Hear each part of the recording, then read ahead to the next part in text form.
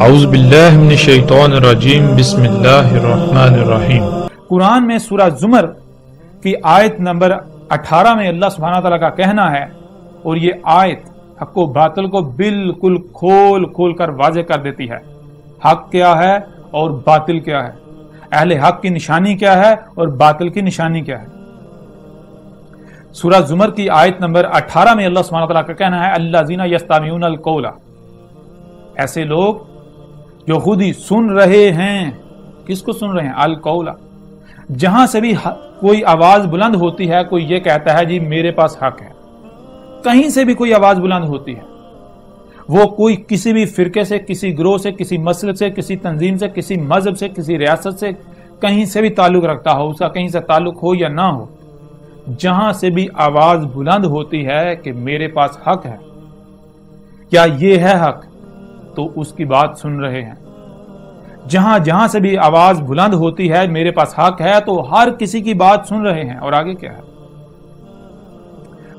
تابعون احسنہ، فا پس یتابعون، اتباع کر رہے ہیں، پیچھے چل رہے ہیں اس شخص کے، کس کے؟ احسنہ، وہ جس سے حسن کوئی نہیں ہے، جس سے بہتر کسی کی دعوت ہے ہی نہیں، جس سے بہترین کسی کی دعوت ہے ہی نہیں۔ اور آگے اللہ سبحانہ تعالیٰ کیا کہہ رہے ہیں؟ آگے اللہ سبحانہ تعالیٰ کا کہنا ہے، اولئک الذین ھداھم اللہ، یہ وہ لوگ ہیں، کون سے لوگ اس وقت جو موجود ہیں اور وہ جو سب کی بات سن رہے ہیں، ان میں سے جو سب سے بہتر شخص ہے، جس کی بات سب سے بہتر ہے، بہترین، اس کے پیچھے چلیں، اس کی اتباع کر رہے ہیں، ان کی رہنمائی اللہ کر رہا ہے، ان کی رہنمائی اللہ کر رہا ہے۔ اور آگے دیکھیں، وَأُولَئِكَ هُمْ أُولُو الْأَلْبَابِ، اور یہ کون سے لوگ ہیں؟ یہ وہ لوگ ہیں، ہم وہ جو اس وقت موجود ہیں، اولو الالباب، جو اپنے باب جو ہیں ان کو اپنے مقصد و مشن میں اپنا معاونت کار بنائے ہوئے ہیں۔ سب سے پہلے یہاں یہ جاننا ہوگا کہ مقصد و مشن کیا ہے۔ مقصد و مشن ہے حق جاننا، دنیا میں آنے کا مقصد کیا ہے۔ بھائی ہمیں دنیا میں اس وقت بھیجا گیا تو کیوں بھیجا گیا؟ اس وقت ہماری ذمہ داری کیا ہے؟ اس وقت ہم نے کیا کرنا ہے؟ کیا ہم نے یعنی کہ جو نسل در نسل آباء و اجداد سے چلتا آ رہا ہے، کیا ہم نے وہی کرنا ہے جو آج سے 14 صدیاں قبل یا جو ہے 2000 سال قبل یا 2500 سال قبل یا 3000 سال قبل کیا جاتا رہا؟ کیا آج ہمیں وہ کرنے کے لیے بھیجا گیا؟ اگر ہمیں وہ کرنے کے لیے بھیجا گیا تو آج اس وقت کیوں بھیجا گیا؟ ہمیں آج سے 14 صدیاں قبل یا 1000 سال یا 2000 سال 3000 سال پیچھے ہمیں دنیا میں لایا جانا چاہیے تھا۔ اگر ہمیں دنیا میں آج اس وقت لایا گیا تو کیوں؟ ہماری زمین میں اہمیت و حیثیت، یہ جو بشر ہے اس کی اہمیت و حیثیت ڈرائیور کسی ہے؟ جیسے آپ کے یہ جسم میں دماغ ہے، دماغ پورے جسم کو کنٹرول کرتا ہے، پورے جسم کی دیکھ بھال کرتا ہے، کہیں کوئی خرابی نہ ہو، بالکل یہی اہمیت و حیثیت زمین کے اندر، زمین کی تمام مخلوقات میں اس بشر کی ہے، آپ کی ہے۔ آپ کو اس وقت دنیا میں لایا گیا تو کیوں؟ اس وقت دیکھیں کیا ذمہ داری کتب ہے، اس کو پورا کرنا ہے، نہ کہ اندھوں کی طرح اپنے آباء و اجداد کے پیچھے چلتے رہیں۔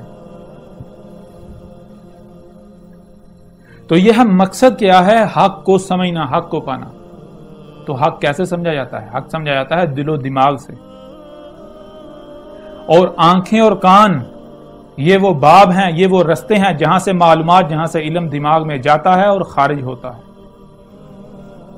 اولو الالباب، وہ جو اپنے باب کو اپنے مقصد و مشن میں ولی بنائے ہوئے ہیں، معاونت کار بنائے ہوئے ہیں۔ اولو ولا سے ہے، ولا کی ضد برا ہے، برا کہتے ہیں برات کا اظہار کرنا۔ اگر وہ کہتا ہے میری کوئی نصرت کر دو، میری مدد کر دو، میری معاونت کر دو، کہنا نہیں بھائی میں تجھ سے بری ہوں، میرا تجھ سے کوئی تعلق نہیں، اپنا کام خود کر، میں تیری معاونت نہیں کرنے والا۔ اور یہ ضد ہے کس کی؟ ولا کی۔ ولا کہتے ہیں کسی کے مقصد و مشن میں اس کی معاونت کرنا۔ تو اللہ سبحانہ و تعالیٰ کہہ رہے ہیں وَأُولَئِكَ هُمْ أُولُو الْأَلْبَابِ، یہ کون سے لوگ ہیں؟ یہ وہ لوگ ہیں جو اولو الالباب ہیں، جو حق کو جاننے کے لیے ہر لمحے اپنی آنکھیں اور کان کھلے رکھتے ہیں۔ کیوں؟ کیونکہ آج اگر کسی بات کو حق سمجھا تو اس کو دماغ میں ڈال کر تالا نہیں لگائیں گے، اس لیے کیونکہ ہو سکتا ہے آج کوئی پہلو ہم سے چھپا رہ گیا ہو، آج کوئی ایسی بات، کوئی ایسی شے ہم سے چھپی رہ گئی ہو جس کی وجہ سے مکمل حق ہمارے سامنے نہ آیا ہو۔ اور اگر آج ہم نے دماغ کے اندر یہ بات ڈال کے تالے لگا لیے، آنکھیں اور کان بند کر لیے، تو کل کو حق سمجھ نہیں آئے گی۔ لہٰذا اس وقت جو بات ہمیں سمجھ آئی اس کو ہم دماغ میں ڈال کے آنکھیں اور کان کھلے رکھیں گے. کل کو اگر اس نظریے کے اوپر، ہماری اس بات کے اوپر کوئی بھی اعتراض اٹھاتا ہے، کوئی سوال اٹھاتا ہے، تو ہم غور و فکر کریں گے. اور اگر یہ بات، یہ نظریہ جو پہلے ہمارے سامنے آیا یہ غلط ثابت ہوتا ہے تو اس کو دماغ سے نکالتے ہوئے ایک لمحہ بھی نہیں لگائیں گے اور اس کے برعکس جو حق ہے اس کو دماغ میں ڈالیں گے. یہ وہ لوگ ہیں جن کی رہنمائی اللہ کر رہا ہے، اور اول الالباب کی ضد ہیں اہل العقائد. پورے کا پورا قرآن اہل العقائد کا رد کرتا ہے.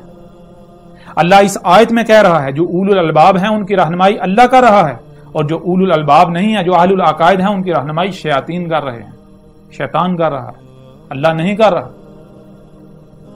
اہل العقائد کے معنی کیا ہے؟ عقیدہ عقد ہے. عقد کہتے ہیں کہ دو اشیاء کو پکڑ کے آپس میں اس طرح جوڑ دینا، گانٹھ لگا دینا کہ اب دونوں الگ نہ ہوں. یعنی کہ آج اگر مثال کے طور پر کسی بات کو آپ حق سمجھتے ہیں، اس کو دماغ میں ڈال کر اس کے اوپر تالا لگا دینا، آنکھیں اور کان بند کر لینا کہ بھائی آج جس کو ہم نے حق مان لیا، سچ مان کے دماغ میں ڈال لیا، اس کے خلاف آج کے بعد کوئی ایک لفظ بھی نہیں سنیں گے، خواہ یہ باطل ہی ثابت کیوں نہ ہو جائے، اس سے بالکل منہ نہیں موڑیں گے. آج کے بعد نہ ہی کوئی بات اس حوالے سے اپنے دماغ میں جانے دیں گے اور نہ ہی دماغ سے جو عقیدہ و نظریہ اس کو نکالیں گے، خواہ وہ غلط ہی ثابت کیوں نہ ہو جائے.